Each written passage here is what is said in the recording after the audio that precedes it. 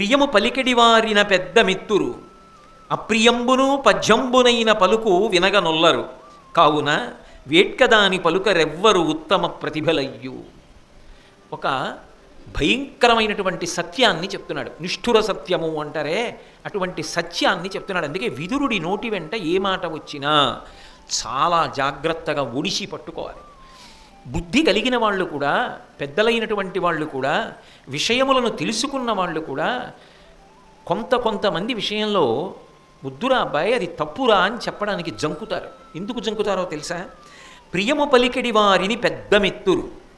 ఎవరైనా హితం కోరి మంచి కోసం అలా చేయకూడదు అని చెప్పాడు అనుకోండి, ఇది ఇలా ఉండకూడదు అన్నాడు ఆయన. ఎందుకన్నాడు?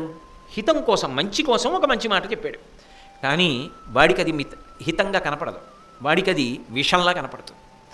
అటువంటి వాడి దగ్గరికి వెళ్ళి పథ్యమైన, పథ్యము అన్న మాటకు అర్థం ఏంటంటే అది రుచికరంగా ఉంటుందని మీరు భావించకూడదు. నా రసేంద్రియానికి, నా నాలుకకి రుచికరంగా ఉండేటటువంటి పదార్థము శరీరమునకు హితకరమా కాదా నేను ఆలోచించను. నాకు అది తింటే నాలుగుకి రుచిగా ఉంటుంది అనిపించింది అనుకోండి, నేను ఆ పదార్థాన్ని తినేస్తాను. ఉదాహరణకి నాకు మధుమేహం ఉంది అనుకోండి, బాగా ఆరముగ్గిన మామిడి పళ్ళు అక్కడ ఉండి మంచి వాసన వస్తున్నాయి, నిగ్రహించుకోలేకపోయాను అనుకోండి. నాలుకకి రుచికరంగా ఉన్నాయి, నేను తిన్నాను. శరీరమునకు హానికరము, అది రోగానికి కారణమవుతుంది. అది నా విద్యుక్త కర్తవ్యాన్ని నిర్వహించకుండా శరీరాన్ని పాడు చేస్తుంది. నాలుకకి రుచిగా ఉన్నది శరీరమునకు హితకరము కాకపోవచ్చు, నాలుకకు హితకరము కానిది శరీరమునకు పోషకము కావచ్చు. మీరు బాగా పట్టుకున్నారో లేదో, పథ్యము ఎప్పుడూ నాలుకకు హితకరము కాకపోవచ్చు. 99.9% కూడా హితకరము కానిదై ఉంటుంది పథ్యము. ఏదో మొట్టమొదటి ముద్దలో వాము అన్నం తినండి అన్నాను అనుకోండి, వాము అన్నం తినడం చాలా ఇబ్బందిగా అనిపించవచ్చు. కానీ అది కడుపుని పాడు చేస్తుందని తెలిసినా కొత్త ఊరగాయ 3 పూట్లా తినబుద్ధేస్తుంది. కానీ వేడి చేస్తుందా చేయదా అలా తింటే? నాలుకకి బాగుంటుంది, దీని పని ఏముందండి, అప్పటికి చూసి లోపలికి తోసేయడమేగా, ఆ తర్వాత బాధపడేది ఇది. అది ఇంగిత జ్ఞానం ఉన్నవాడు అనుకోండి, నాలుకకు రుచికరంగా లేకపోయినా వామన్నం తినడానికి, జీలకర్ర అన్నం తినడానికి, నిమ్మకాయ తినడానికి, ఉసిరికాయ పచ్చడి తినడానికి ప్రాధాన్యత ఇస్తాడు తప్ప 3 పూట్ల ఊరగాయ తినడు. ఊరగాయ తినద్దని నేను చెప్పట్లేదు, 3 పూట్ల తినకు, అది ఇబ్బంది పెడుతుంది ఆరోగ్యాన్ని. అది నాలుకకి బాగున్నది, శరీరమునకు బాగుండదు. నాలుకకు హితవు కాకపోయినా శరీరాన్ని నిలబెడుతుంది పథ్యం. దానికి క్రమశిక్షణ కావాలి. కానీ పథ్యం చేయరా అబ్బాయి అన్నారనుకోండి ఎవరైనా, రే నీ ఆరోగ్యం పాడవుతుందిరా, నువ్వు ఇది తినకు ఇది తిను అన్నారనుకోండి, వాడికి కోపం వస్తుంది. వాడు వెంటనే ఏమంటాడో తెలుసా? జిహ్వేంద్రియ లౌల్యం ఉన్నవాడు ఈ రోజుకి కొద్దిగా తింటానులేండి అని అంటాడని మీరు అనుకుంటున్నారా? ఏ చస్తుంటే తినలేక దిక్కుమాలిన ఇవన్నీ రోజు తినమంటావు, ఈ గడ్డి అంతా ఏమవుతుంది? ఓ రోజు అనారోగ్యం చేసింది కానీ తినకుండా ఉండలేదు సుమా. మళ్ళీ ఇంకొక 10 రోజులు పోయి వానలు గట్టిగా వచ్చేస్తే దొరుకుతాయా ఏమి కొత్తపల్లి కొబ్బరి? అంతకా వస్తే డాక్టర్ ఐవీరావు గారు ఉన్నారులే అంటాడు. అంతేకాని వాడు మాత్రం ఎక్కువ మామిడి పళ్ళు తినకుండా ఉండడు మధుమేహం ఉన్నా కూడా.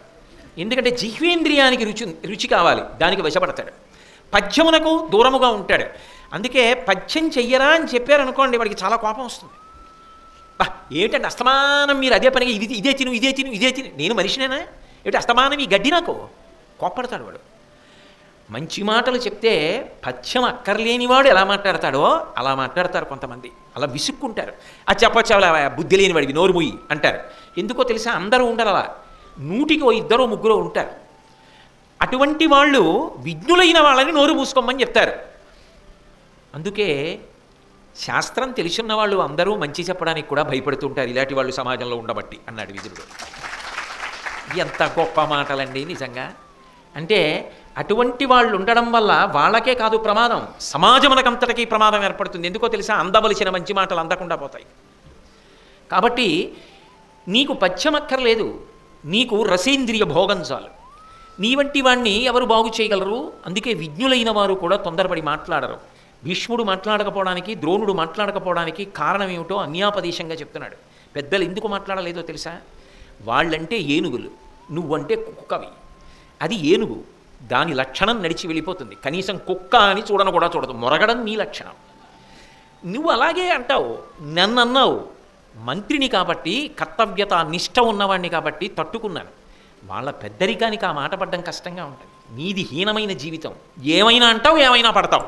వాళ్ళలా అనలేరు పడలేరు.